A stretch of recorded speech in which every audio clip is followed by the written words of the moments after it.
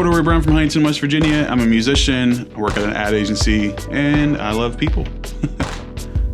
So in my life, mental health has been a very serious thing that I've learned to finally get a grasp on, and that started really in 2017. When I started to get a grasp on it, I started going to therapy and started seeing someone that I can talk to and taking medicine to start getting my mind right. But a lot of mental health doesn't just start, out of the blue. For years, from the time I was in high school, even up through college, I really struggled with mental health, and I was self-harming, I was cutting, and I was really damaging my body physically, and I didn't quite understand it because on paper and to everyone else around me, I'm not your typical guy that looks like he'd be struggling with mental health. I have a good family, have money, have food to eat, have a nice, decent car to drive, have everything, all these little check boxes that are situated and that ideally make me look like I'm just a normal good guy.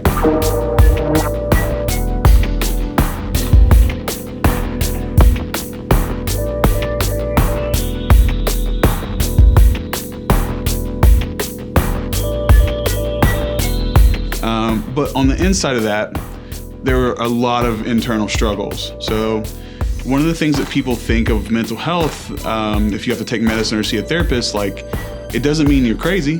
It doesn't, and that's a really bad stigma, is like, it doesn't mean that you're crazy. Like seeing someone or getting mental health help is a sign of complete strength. That means I want to figure out how to make this better. And one thing I really learned in therapy was that, we have chemicals in our brains, right?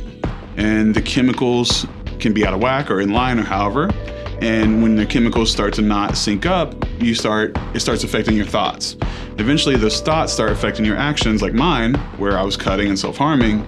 And eventually those actions become habits to where I was doing that all the time because I didn't know how to get out of that. And somewhere down that line, you have to break that chain up, whether that's through therapy or medicine. And mental health is something that people who are extremely successful and that have it all still suffer with that. And that's something that not a lot of people know. And I think even in Appalachia, it's a little like sheltered in behind. They don't realize that like this is an everyday thing for everybody.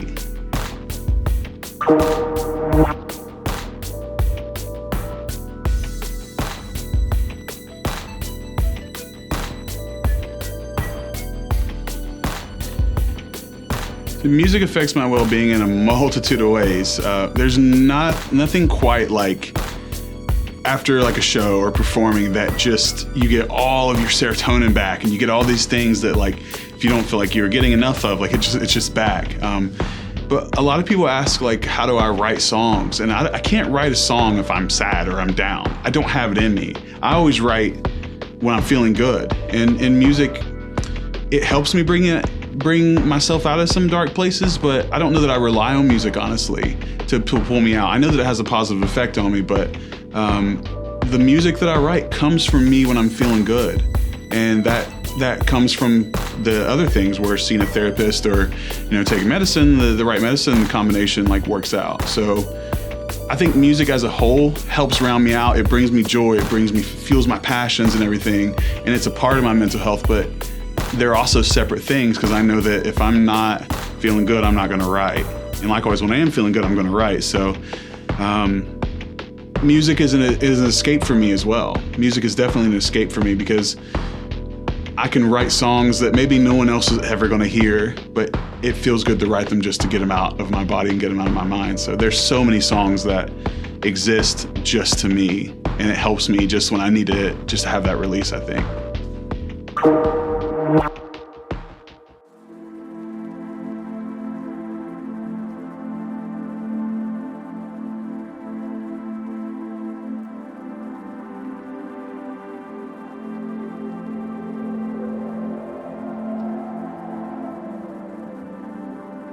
So music has this incredible power to take you back exactly to when you heard it. I know that I can remember songs from the time, from being a little kid. You play something from the early 90s, it's going to take me back to being a little kid. So when I listen to music itself, it creates these kind of eternal memories, right? It kind of puts a timestamp on your life, and I can listen to my friend's music or my music or whatever music, and get brought back to like a certain feeling, and whether that's good or bad. So listening to music is almost just as powerful as creating it, because it's allowing you to just kind of live in whatever that timestamp is. And there's so many of my own friends that make incredible music, and it's just like being a creative and listening to music is honestly kind of a blessing and a curse, because you know like what it took to create that, so you're kind of analyzing it. But if you can separate the tech side of it and just do it as a pure fan, which is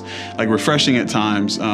Like I said, it's like a timestamp on a feeling, or like if you listen to older music from the time you were growing up, like it puts you back in that place when you first heard that song. Like I can remember listening to Michael Jackson tapes under my parents' table, you know, in their dining room, and just listening. I can remember that. I can hear Dirty Diana playing by Michael Jackson being a little kid.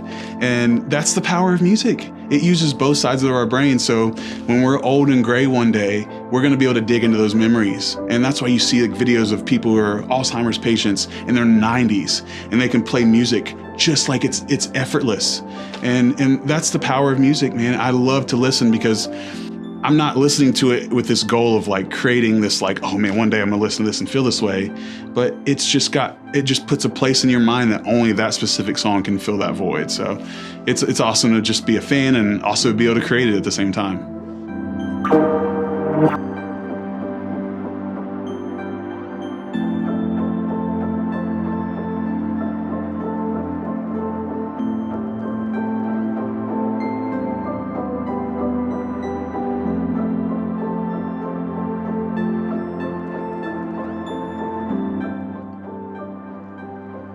I think the thing about music is that there's a song for every occasion. There's a song for if you're not feeling good. There's a song if you're feeling good. There's a song if you just want to forget about everything around you and just let loose and have fun. And it's capable of so many different things. And so I think ultimately music it does boost my spirits, but it also will, you know, if you hear that song that you needed in that right time, it's kind of like, yeah, music is powerful because it's using so many parts of your brain, but it's also like there's a song for every occasion, right? If you're feeling good, if you're feeling down. So music ultimately boosts my spirits. Just turning on some Paramore on the way over here to do this interview, I was feeling good. Sun was shining. I got Paramore playing. Like, there's not a minute in my life where there's not something playing in the background for sure. I would challenge anyone to live a week without turning on your favorite artist or your favorite YouTube video or whoever. Like I would challenge anyone to go a week without music or something that is creative that they enjoy. Music and the arts and everything in that realm, we rely on that as humans. You know, it's like food. Everyone loves food. Everyone loves music, it doesn't matter what kind. There's not a single person that dislikes music or food. So it's no doubt that incorporating music is going to make you feel better. And if it's not going to make you feel better, you're going to find a song that's going to fit the mood that you need for that day. There's music for every single body out there. So music has its extreme benefits. And like I said, even on a chemical level with your brain, it uses both sides of your brain. So whatever you're feeling, there's a song for you. And if you're feeling down, don't underestimate the power of turning on a good song, taking a drive. There's a song out there for everybody. So go for it. Listen to music as much as you can. It's good for you. How can we find your music? Yes. So if you look up Corduroy Brown on any kind of streaming platform, if you need to know how to spell corduroy, it's Roy Brown, and you'll never forget it that way. That's the only way to spell it. But look it up. I have YouTube, Spotify, Amazon Music, Apple Music.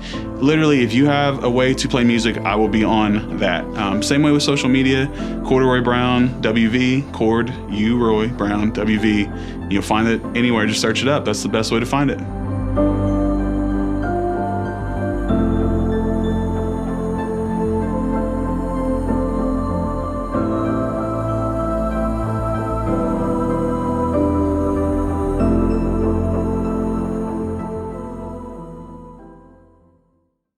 What inspired the name Corduroy Brown? I don't have an answer for this. Oh gosh. I literally don't have an answer for this. I'll give you the answer I give to everyone then. The name Corduroy Brown came from absolute thin air. I have no idea why I'm Corduroy Brown. I never wore corduroy as a kid. I've never worn corduroy until now. But here's my challenge to anyone who's watching this is if you can leave a comment in this video or however you're going to see this, message me, whatever. If you can give me a good reason why my name is Corduroy Brown, I will run with that story and I'll give you credit all the time. But I need a good reason that I'm Corduroy Brown other than I just am.